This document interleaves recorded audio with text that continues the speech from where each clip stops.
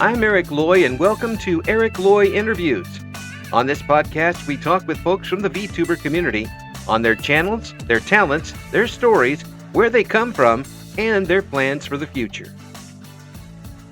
I welcome Piyou Vampiro. Hi. Hello. How are you? I'm doing great. Thank you for coming in. I appreciate it. Please introduce yourself to everybody. Hello. My name is Piyou Vampiro. I'm a vampire VTuber from Indonesia, but I speak English as well. I'm currently an independent VTuber, and I pretty much just play whatever I want. So, mainly video games. Yeah, you have your own schedule. You're your own boss right now. Yeah, basically. Yeah, is that good or bad? That's good. Well, at least that means I can pretty much do whatever I want. Yeah. So how are you enjoying this VTubing thing? I'm enjoying it a lot. I've been a VTuber fan for, at this point, I think it's been 6 years. Yeah. And I just recently took the plunge into becoming a VTuber. I've been planning it for a while, but I finally decided to do it around October. I think October was when I debuted. And so that hasn't been too long, but enough to get your feet wet in it. When you started, was it easy for you to get used to having people come on and talk to you from all over the world? It was a bit of a hard thing to get used to, because before this I'm not really used to public speaking or anything like that, but I think I'm getting better at it. Getting better at being more confident on video, I guess. Well, I tell you, you got a great voice for it. Thank you. Yeah, I mean, you should be looking into like the voice acting stuff along those lines. I don't think I would be a great voice actor. Well, it's a people don't like the sound of their own voice sometimes, but I think that you'd be just think about it and put that seed in the back of your head and think about it. But it's a very, very good voice and very there's no smearing to it whatsoever. Very clear and no sharp edges, which is something that's very tough to do in just any type of thing. Trying to voice and you say you haven't done any public speaking really at all. No, I would just spend all of my free time in front of my computer playing video games or playing Yu-Gi-Oh by myself. So I never did much talking to other people before this.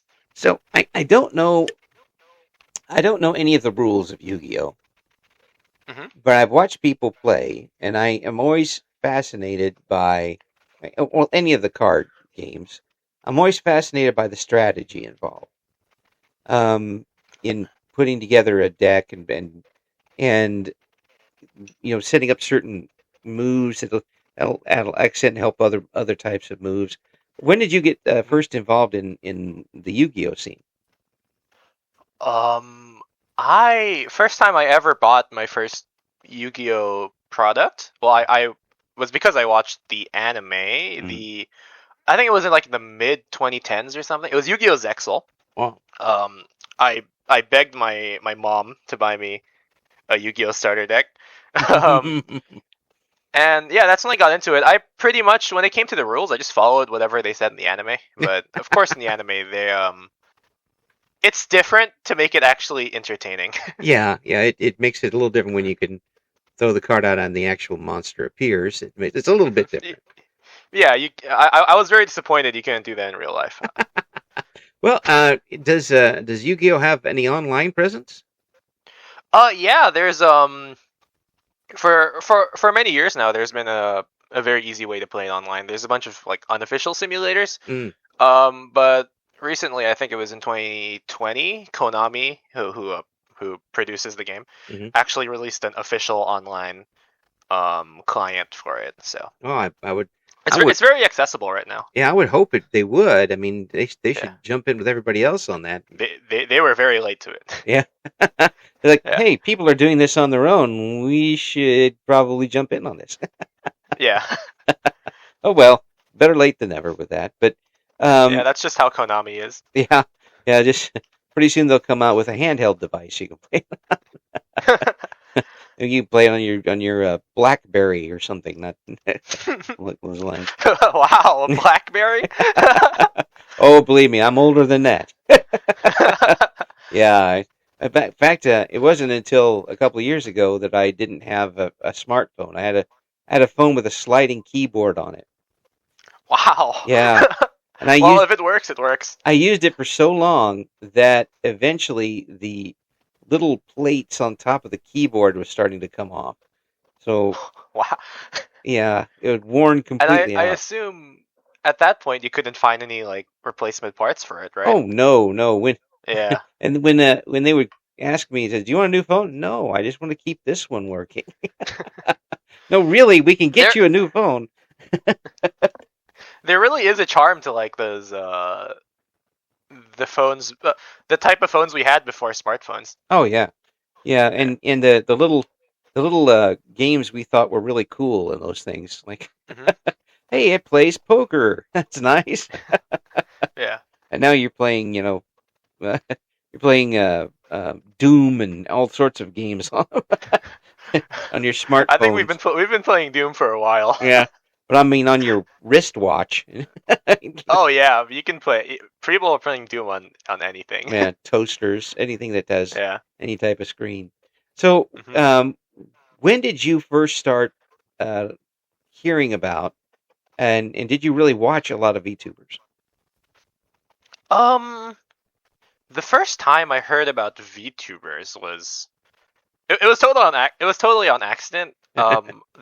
It was I was at that point. I don't think I was not in a very good point in life, I suppose. Mhm. But I was watching I was watching videos on fighting games and like combo videos and whatever. And YouTube has like autoplay, right? And I, I watched a lot of anime. At especially at the time I was watching a lot. And I guess it recommended me a VTuber because they're basically like anime avatars, right, for Right. streaming. Yeah.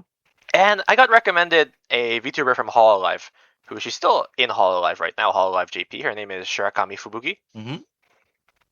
And yeah, I just started watching her, and I started just watching Hololive in general, and that's kind of what really got me into VTubers. And I think Hololive is still getting people into VTubers. Even where I live, there is an Indonesian branch of Hololive now, so it's Oh yeah. it's it's doing really well and getting a lot of people into VTubers. That's why I've noticed that for a few like years now, there's been more and more independent VTubers coming out. Yeah.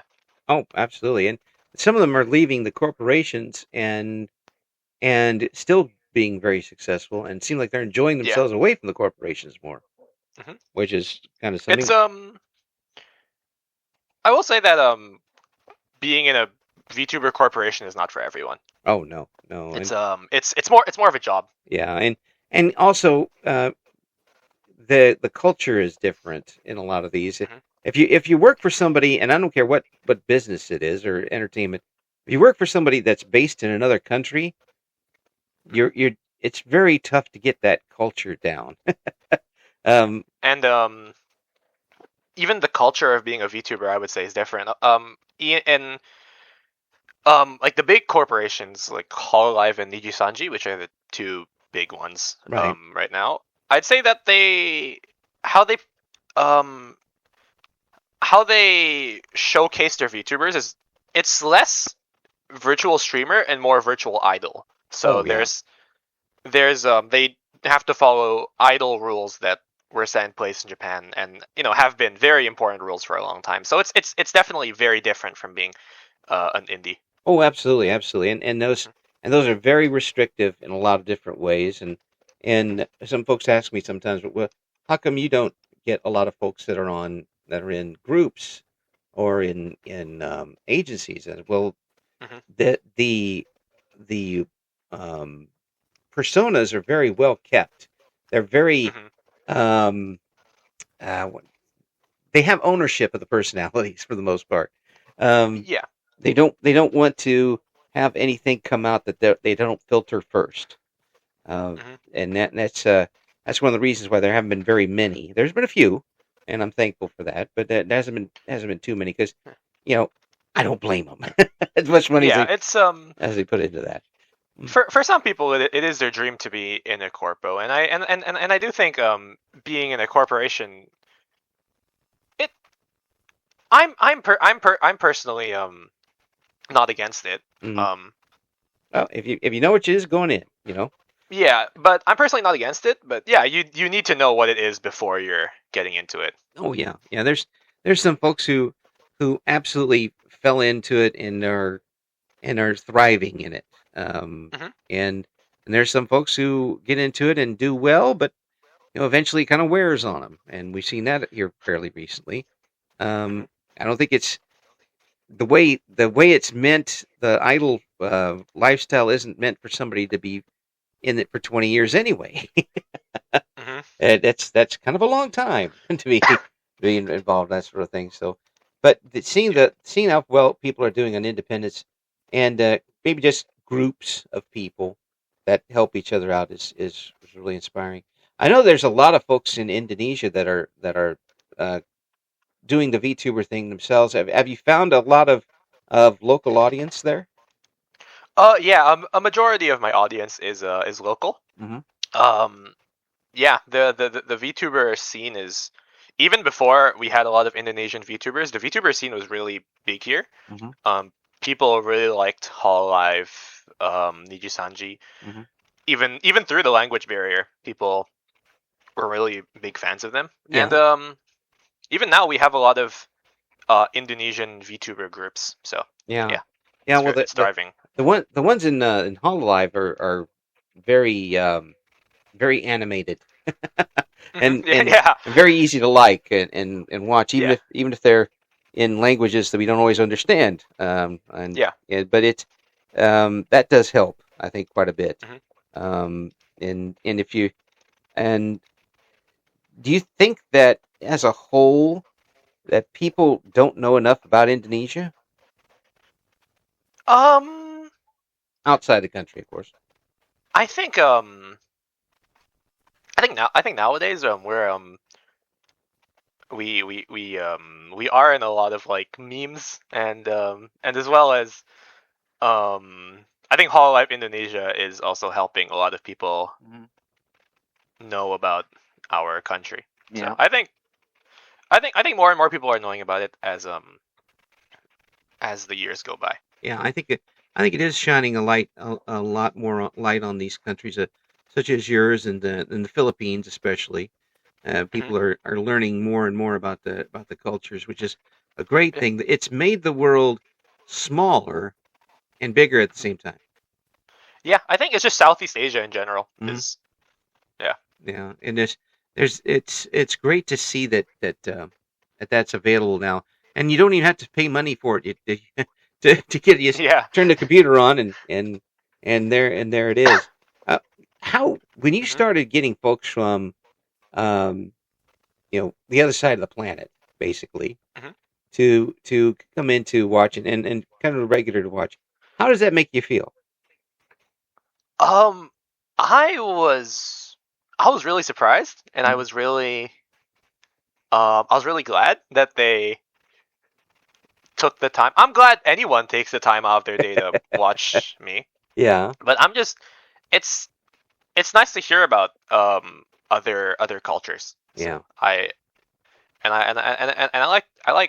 like talking to everyone, yeah. and I like hearing about different cultures, and especially especially if it's about fighting games and how their fighting game culture is over there.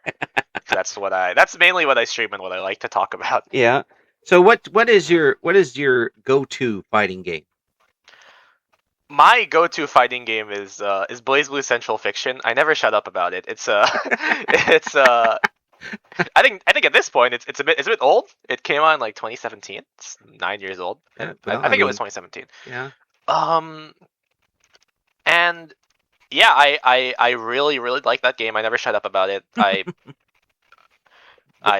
What is it? What is it about it that enthralls you? I like the art style. I like the music. It's super anime. Mm. And as like a super otaku, I really enjoy I really enjoy how how anime it is, and it's like unashamed of being so anime. It has absolutely no qualms whatsoever being anime. hmm Yeah. Well, it's. What about the gameplay? What is the gameplay like? It's the gameplay super super fast paced, Mm. and it's not. It's the movement is super intricate. It's not like traditional fighting games. I'm sure you've seen like Street Fighter and Oh, Tekken. yeah, yeah, yeah. Um, like you can walk forward, you can jump, you can dash a bit. In in Blaze Blue, which Blaze Blue is part of a sub archetype of fighting games called anime fighters. Hmm. Um, they have you can jump and then you can dash in the air, and it's super fast. The way they move is super fast, and I think that's something I really like about it. And it's also there's characters that are really easy to get into. So if you're a new player, you can try those characters and have some success, especially if you're fighting people who are also at the beginner level. Yeah, yeah. But there's a lot of intricacies and like the skill ceiling is really really high, and there's some characters that are just really hard to even start with. So there's a character for everyone. I Yeah, feel, yeah. which is something that not every fighting game has. No, no. There's one of the things with some of these fighting games that start up is you don't know who's OP when you start off, hmm and then if you hmm find somebody that's OP, well, then everybody goes to that, and it kind of unless Yeah, until we get a nerf in there, it's not going to help anything. It's not going to be very yeah. fun. It's I do find some comfort in the fact that Blaze Blue doesn't get like updates anymore. Because the characters that are good and they're not good. We know what they are, and Yeah. um, I think the game in that game for the most part, the best characters are super difficult. So I find that the game rewards you for putting a lot of time into a difficult character. Hmm. Some people don't like that. I like it, and I say this as a guy who doesn't play a hard character. I play the easiest character in the game. Okay. Well, I mean, when you say easy characters, do you mean easy play against, or what? Easy to play, and I'd say pretty easy to play against too. He's kind of one dimensional. Um, easy to play against, easy to pick up. But there is like every character, there is hard stuff you can do with him. Uh, so there's combination type things that you can put together. Yeah, Are there there's difficult combos. So with weapons, are they weapons that you pick up along the way? Are there weapons that you already start with, or what? No, most characters start off with their full moveset. Mhm. They just need um as the game goes along, they build up a certain resource, and you can use those resources to spend on big super moves. Mm, there So you you don't go. have to pick up weapons along the way. Well, There are some characters that have to do that, but most don't. yeah, no, the easy ones don't Yeah. have to do that sort of thing.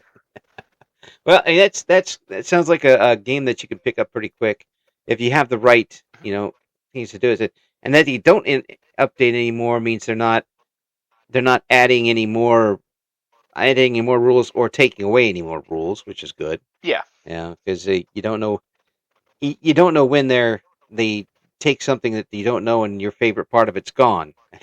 hmm That's always a bad thing to have happen. But do you think that they're going to have a follow up, a next version of that game? Um. Well, for all intents and purposes, the story of the game is over. Mm, The main plot is finished, yeah. and the main director of the game, who I think is the heart and soul of the game, has already left the company. Oh. So if they do make a new one, I don't. I'm certain it won't feel like an actual BlazBlue game. They did make a spin-off that's like a platformer, but I'm not a big like platformer roguelike guy. Yeah. Yeah, never been into those kind of games personally, so yeah, I never picked that one up. It's beneath you. It's not beneath me. I'm just bad at them. I'm mad at them. Or bad at I'm them. bad. Yeah. Yeah, I'm bad. Well, I mean, you get mad at them when if you're not able to. Well, yeah. I don't get mad at games anymore. Oh, is that a challenge at the next game that comes up? I'm sure I won't get mad. So, when you're online and playing, are you able to keep up with? Because I imagine these games you're playing are pretty fast paced. Are you able to keep up with that and chat at the same time? I'd say I'm able to. I mean, I obviously do play worse when I'm reading chat because I have to turn my head because I don't have two monitors. I use my phone as my chat. Yeah. So I have to turn my head down to look at my phone. But at the end of the day, when I'm streaming, I prioritize the viewing experience, and I want people to chat. I want people to feel comfortable. I don't want people to think they're being ignored. Yeah. So I always prioritize reading chat, even if I do play worse. I don't play that much worse. I play a bit worse. Yeah. When I'm reading chat, but it's not a big deal. Yeah. I enjoy chatting with people. So. Yeah. I would use that as an excuse to play worse. Oh yeah, I do that sometimes too. I say, oh sorry, I wasn't paying attention. Oh, see, you guys did this to me. It's your fault, not mine. Not in any way, shape, or form. Basically. Yep. See, that works like a charm. Are there any games that you'd like to stream you haven't been able to get to yet? There's quite a few. I would like to stream Final Fantasy 14. It's an MMO. But last time I streamed it, my internet like went out for like a day after I streamed it.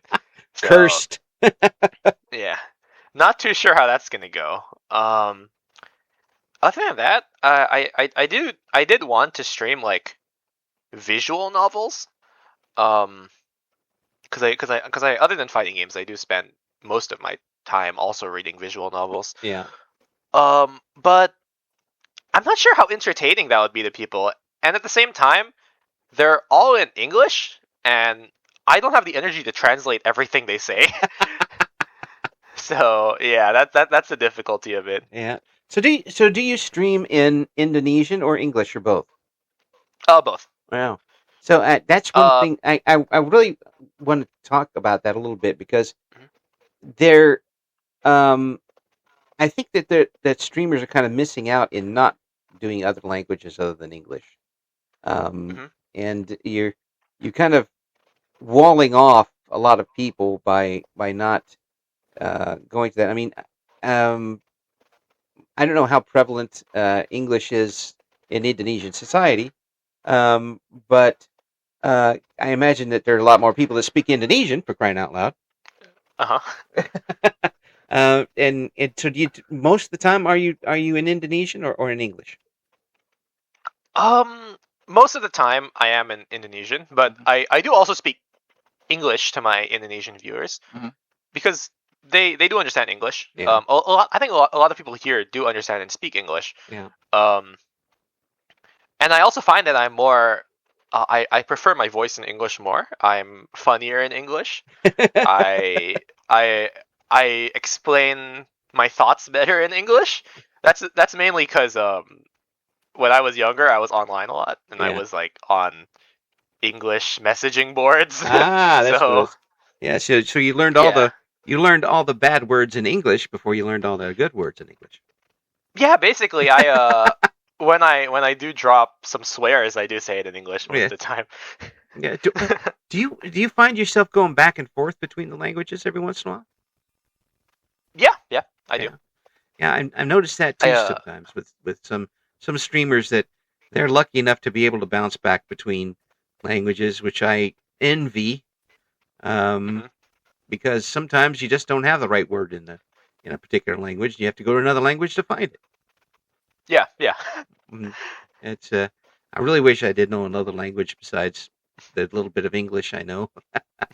Heck, I couldn't even learn Morse code. Me neither. Yeah, I says, well, that's probably an L. I don't know. It sounds like a number, but I don't know which one it is. Um, are there any other types of streaming, like hand streams, hand cam streams, that you would like to try? And any other types of skills you'd like to show off?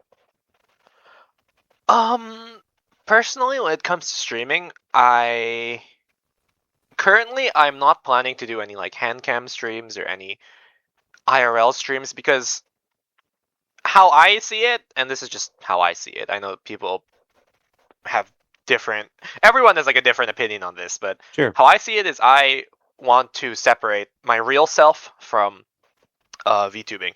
Mm. And that means I don't want to really show off my flesh. um, because I do see VTubing as an escapism. Ah. Um, which I don't mind inserting like some real life stuff to VTubing. Like, of course, I talk about how much I like fighting games. I talk about Yu-Gi-Oh, and I talk about stuff I liked as a kid. I think that's fine. Yeah. But for me, when it comes to showing off my flesh and bones, I am not currently planning to do anything like that. Yeah. Anytime soon. Well, sometimes it's a lot of people use the avatar as a chance to be more themselves than they would normally be. Mm-hmm. So you don't quite have that same immediate reaction of, oh my gosh, they know who I am. Yeah. And I said something that I'm going to regret. I mean, you're still going to say. I mean, I would say dumb things all the time. I do it now, right now. But it's not an. You can still get through the shield, but the shield is there. Mm-hmm. Is that the way you look at it for the most part? I suppose I do. But at the same time, I also feel that I am playing a character. Oh. I'm in real life. I promise I'm not an 18,000-year-old vampire. Aw, man. Yeah. Unfortunately, I'm not as handsome as I am in my avatar. Unfortunately. But while I am playing a character, I am also I do want to be as genuine as possible. Yeah. When people ask me about stuff, I'm not. I am answering truthfully. Yeah. When people ask me about stuff, it's just I wanna put a clear boundary between VTubing and my real life self. Like, if you're my friend, I'll tell, like, if we're close, I'll tell you about real life stuff. Yeah. Like personal stuff, right? Yeah. Because we're friends, and right. Yeah, I don't mind telling you stuff. Yeah, but you don't have to explain everything to everybody, and you don't have to. Yeah. You don't have to invite everybody to your house. That type of thing. Not everyone needs to know what I look like. Yeah, and that's one of the things that I would have found with the face cam. Not only that, first of all, I'm a radio guy, and we have faces for radio. Not to be shown on public. Thank you very much. Secondly, is the invasiveness of it, that not only are you having to actually try to look decent, but everything behind you also has to look decent. Yeah. And like when you're a VTuber, you can have like messy hair, and you can not do anything to make yourself look nice, but it doesn't matter because no one's gonna see your face. Yeah, absolutely, and yeah, you could be, there's some things that you could be lying in your bed and not. Heck, there's streamers who can't get out of bed and do these things, which is also another wonderful thing. VTubing is very accessible. Yeah, accessible. Do you think that doing this VTubing now, and having done it for a couple of months, it has helped you get over public speaking a little bit? Yeah, I think VTubing has helped a lot with like my insecurities, and I am making I'm making a lot of friends, so Wow. it Yeah. it is very helpful. It's a wonderful situation in where you get a chance to expand your friends, your potential friends. Hmm. And that, I guess that sounds kind of weird, and I can understand that. But here, if you're a person who is at home, and you don't have, let's say you're a big fan of a certain anime, and Hmm. no one else around you is, Yeah. and it's very tough to talk to them about it. It's very tough to because they just look at you like, oh yeah, they're going to talk about the anime again. And but you go online and you find a bunch of people that are into it. Hmm. Now suddenly you automatically got a talking point with these folks. You're in with them. Maybe you find other things that you've got. Your potential group of, if not friends, at least acquaintances, Hmm. friendly acquaintances, is unlimited. Yeah. I And think go ahead. I think the internet is really good for that. It's you can find people um who share the same interests as you, Yeah. and you can make friends that way. It is a bit harder to do that in real life, I find. Oh yeah, it is, and I don't care where you're at. I mean, it's in it can be used for the wrong things on occasion. Hmm. It's to have this ability now to talk to people. Heck, folks, uh, we're talking on P and I are talking on other sides of the world now. Basically, we're upside Yeah. down from each other as we're talking. uh, Yeah.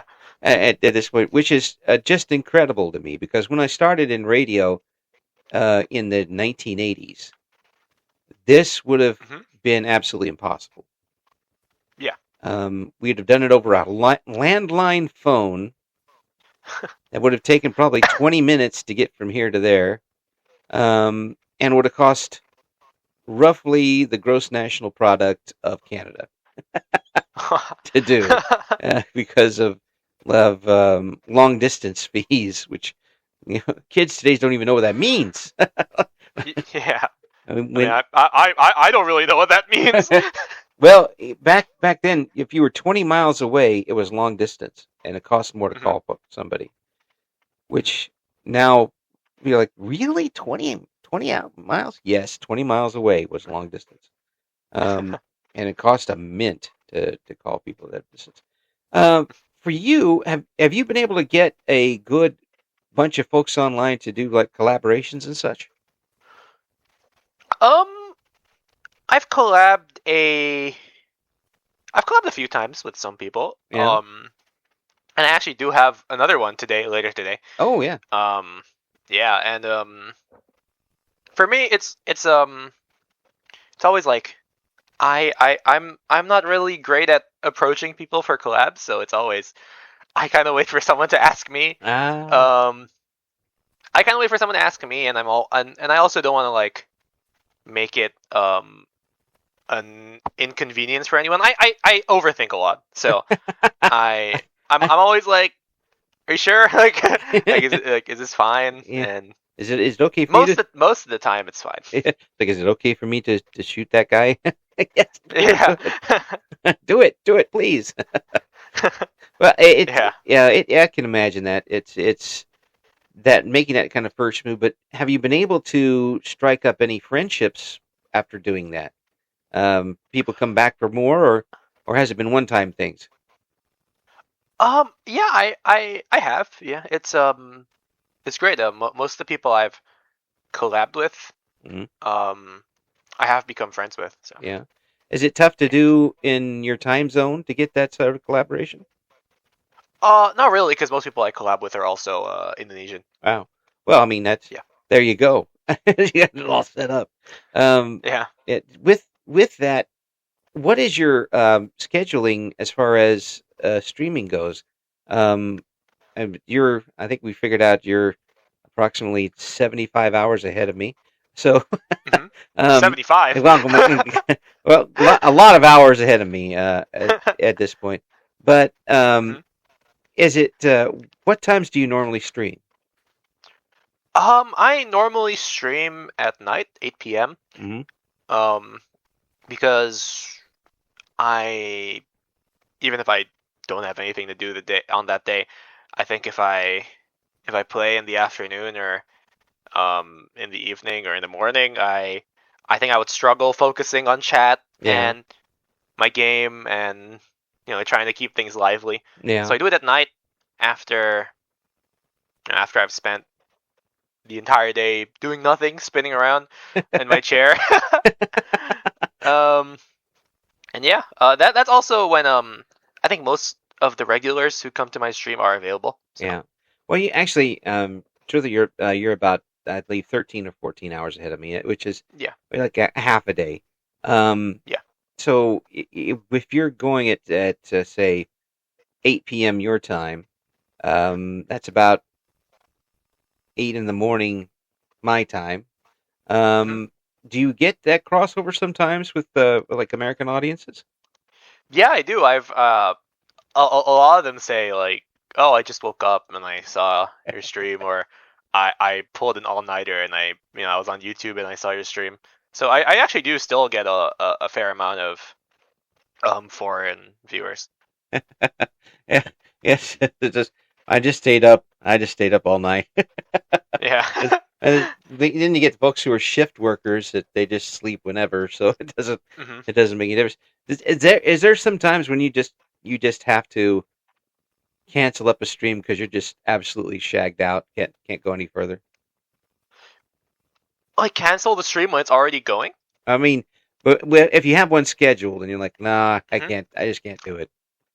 Oh yeah, sometimes I do that if I'm feeling sick or I have something urgent to do or Yeah, even or yeah, like most of the time it's not because I'm tired because I have the full day to rest before stream.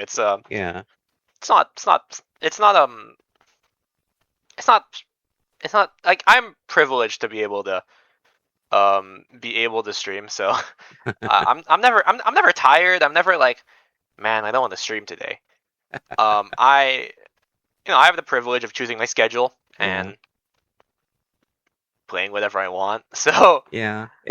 Well, usually if I ever cancel a stream, it's just because I'm sick or something urgent happens. that's part about being your own boss with the streaming is that you don't have to conform to others. If you wanted to go a week where you were, you know, up at 3 o'clock a.m. your time and go for the whole week at that time, which would be kind of silly at this point, but you could do it, and Yeah. and you could do whatever you want with it. And I don't know what Yep. type of audience you'd get at that point, especially Yeah. local. They might call the police on you or something. But Mhm.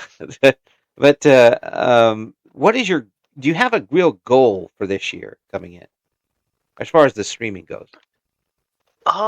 As far as streaming, I'm I don't really have like a subscriber goal or anything. I'm not too focused on that. I think my main goal and my goal since the start has just been to make friends, to play games with people, um, to highlight our fighting game community here because our we have a pretty big fighting game community here. It's just not many people talk about it. So Yeah, I like to talk about it. I like to highlight it, and I like to make friends and play games with people. cool. That's excellent. And with that, you kind of get to be kind of an ambassador to from your country if you make enough contacts with folks around the world. Yeah, I mean, I just want people to care. Care about me. Well, that would be nice. Well, there's nothing wrong with that. Nothing wrong with that. It really does sound like it that you've settled in pretty quickly, and it's not only just for you, but it's also you're for it too. It's Mhm. is there any way that it could be a little more comfortable for you if you had a chance to change things? Anyway, it can be more comfortable. Hmm. maybe if I had like a super PC and I could. Yeah. Maybe if I had like a super PC and I had like 3 monitors and I didn't have to look down at my phone to read the chat and I could play any game I want and stream any game I want without OBS Yes. tanking my FPS, that would be nice. Oh, people don't realize. People who just watch don't realize how much that really does attack your computer and just bind it up. Yeah, It's and then my computer gets really hot every time I stream. and and cranky. Yeah. The of course the computers will eventually overcome that, I guess. But the the average computer to run that type of program and then run a really complex game on top of it is probably beyond a lot of. You're probably not going to do it on a laptop. Yeah. Well, unfortunately, I am on a laptop. Well, there you go. Yeah. I know that I was trying to just get Fallout 4 to work, and I realized that my laptop could not possibly run Fallout 4. I still have it bought. I just haven't played it yet. Luckily, I'm sure you could force it to work. Maybe lower the settings to the lowest possible. Oh, no! It won't look nice, but yeah, I don't think I can do that. It had to up the settings because it was so bad. There wasn't a real sound card in it for some reason. I don't know why. Oh. So I put it up on one of those forums, help forums. And they said, yeah. Well, good list your stuff. And I go, this has no chance. Oh, thanks. Is it a work laptop? It's not a gaming laptop? It's not a gaming laptop at all, no. Oh, yeah. Yeah. And right now it's not even a working laptop. It's kind of just sitting there gathering dust. And it has all of my Stardew Valley saves on it. I don't know what I'm going to do about that. In my other programs I enjoy. Is that game that you talked about before basically your comfort game? Mm-hmm. And is that? Oh, is it? Yeah. Oh,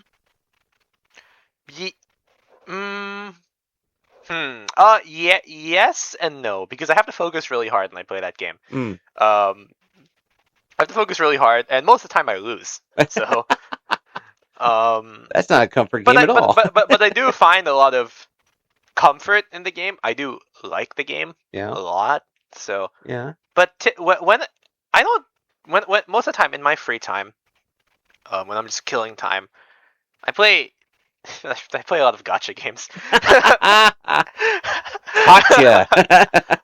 Yeah, I play a lot of gacha games. I've been playing a lot of gacha games. I've been playing for a long time. Yeah.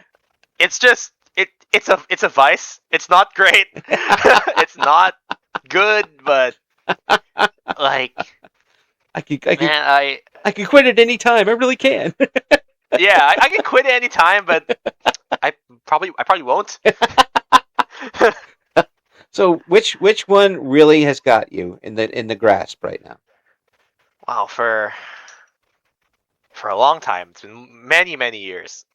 Fate Grand Order is the one I've been my main gacha game, and the one I always recommend to people. They're always like, I want to play a game, and they're always like, I play gacha games, and they play a Genshin, whatever, which I also play. And I'm like, hey, you should play Fate Grand Order.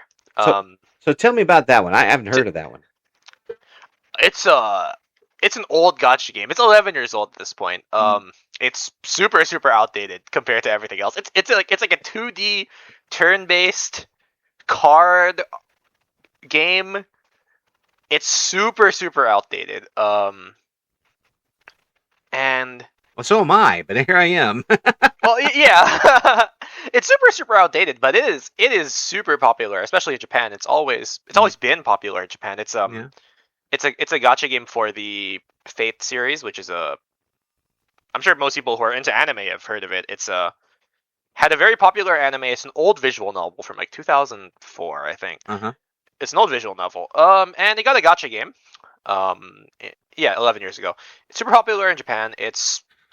I would say it's like decently popular outside of Japan, but it's very hard to recommend people to play this game because I like it and I like the story of the game. I like the characters of the game.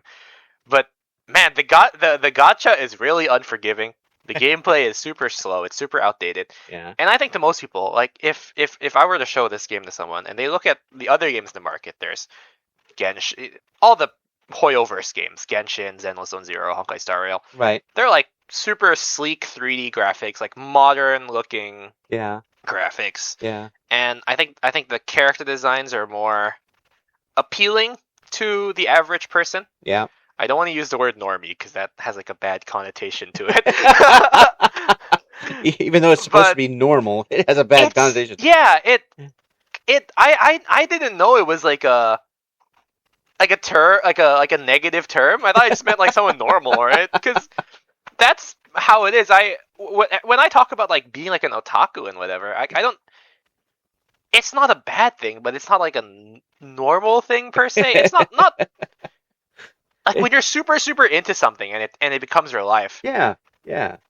You know, like you're obsessed with it, right? Exactly. So it's not a normal thing. So I call like other people normies, but apparently like normies is like, oh, like don't call people normies. And I'm like, oh, sorry.